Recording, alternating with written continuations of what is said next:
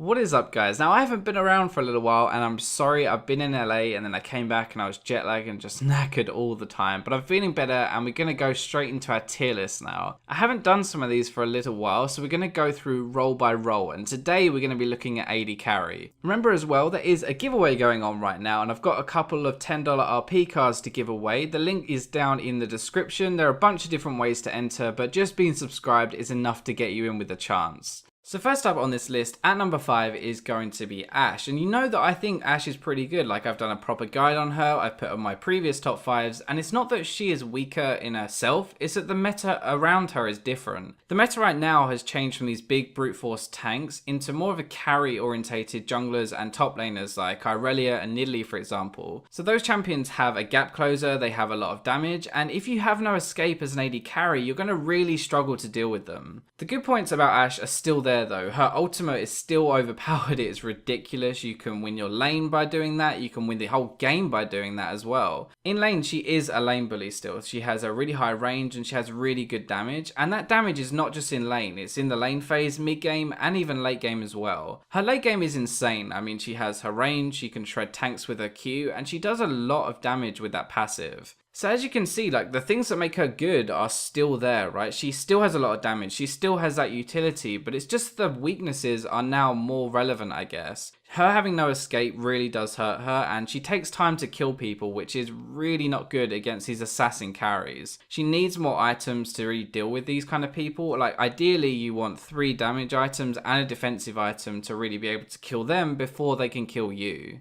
So at number 4, we're going to take a complete U-turn from Ashe in terms of playstyle and the strengths, and we're going to look at Corki. Now Corki is like the burst mage of AD carries, I guess. He has a good mix of magic and AD damage, which makes him really hard to build against and really hard to avoid his damage. He used to be really popular, and then he kind of fell out of favor with the tank meta because he's not the best tank killer unless you optimize your build for it, but now it's coming back to these carry laners who don't build as much defense. He is really good right now, and honestly, I could put him higher on this list and it would still be justified. Now he has really good burst and really good poke, which makes him incredibly deadly. Like, he's going to poke you down first and then burst the rest of your health before you can do anything about it. Now he definitely has the best mid game out of any AD carry, and a lot of that is because he has a lot of damage on his abilities as well as his auto attacks. When he gets his Triforce, he spikes incredibly hard, and that is when you're just going to become unstoppable, kill everyone, and hopefully snowball the game. The problems with Corki is that he has a really high W mana cost, his Valkyrie, which means his lane phase can be pretty weak if you're on the back foot, because you'll never have mana to go offensive. You also have a really long cooldown on it, so in teamfights you can only really reposition once, and this can hurt you if they have a very mobile team. You're skill shot reliant, so if you miss your Q and your ultimate, you're not really going to do any damage, and he's not got the best late game damage, but it still is okay.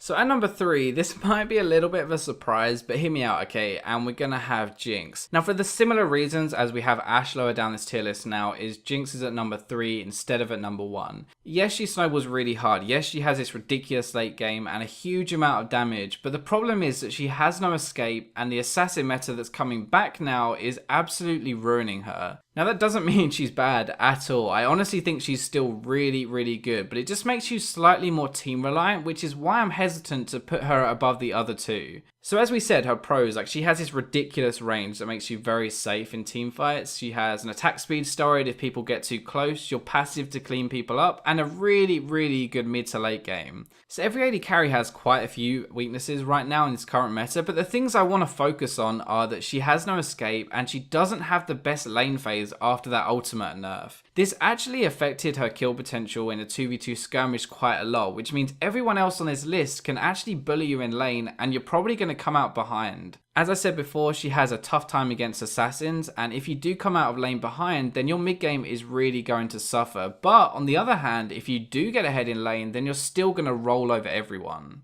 Right, now I am so happy to put Vayne at number 2, but almost, okay, she's almost going to be number 1, right? I really hope I can put her there. Now, you guys know I love Vayne, and any excuse I'll put her on here, but honestly, she actually deserves this spot. This isn't me just being biased. So with the current meta of ADs, she's actually pretty strong against everyone else on this list, and she can hard carry a game if you're good enough with her. Now this is the thing, okay, if you are not very good at Vayne, then just don't play her. Everyone tries to play her because she's fun, and if you're not that good good with her, then you're not really going to stand much of a chance of carrying a game. Her lane phase is not as bad as people think, and it's something that people are realizing now, which is why she's coming back, because you can actually get to your really good late game earlier by getting ahead in lane. The better you are with her, the more you're going to win, and it just is that simple. You have a really good late game, but you have kind of short range, so if you play it badly, you're going to die. The good thing with Vayne though is that you almost always win a 1v1, so even if you do get a little bit behind, if you find the enemy AD carry alone, then chances are you can actually kill them.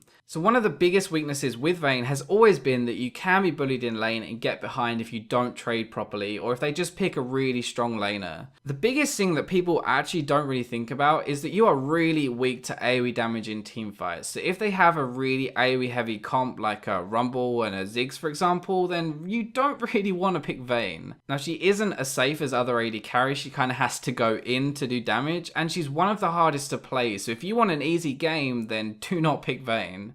Right, so at number 1 we have Sivir, and okay, I'm going to give you this scale, right, to show you exactly why she is number 1. So on one end of the scale we have damage, on the other we have utility. Now utility is things like crowd control and stuff that actually helps other people do things, like a support is mainly utility, right, and they don't really do much damage. So when we're going down the scale, really, you should be doing less damage the more utility you have. But with Sivir, she has a huge amount of utility and a huge amount of damage, and that just shouldn't happen. Her ultimate is ridiculously strong, and she has a good lane phase. Like, she can bully people pretty hard if you play it correctly. She has amazing wave clear, which means even if you do get behind, then you can just insta-clear the wave, and you're still going to be racking up a lot of gold and farming well. Her spell shield is also another piece of utility that is ridiculously good. Like, it covers up her lack of escape and actually lets her deal with these assassins properly if you use it at the right time. Her bad points have always been that she has really short range and she's also mana hungry as well. So if you get behind, then that short range is going to hurt you even more, and if you don't use your spell shield properly, then you will run out of mana in lane. Okay, so those are my top 5, but I have 3 others that I want to talk about, and they are Tristana, Draven, and Caitlyn. So the reason Tristana isn't on this list is because she's more of an LCS competitive pick. Like, she is really good at destroying towers, and simply solo queue does not revolve around the siege game. Draven is very snowball heavy. He can either win really hard or he can lose really hard, and I don't think that's the best playstyle for solo queue. But if you're going to pick one AD and main it, then Draven is a really good choice.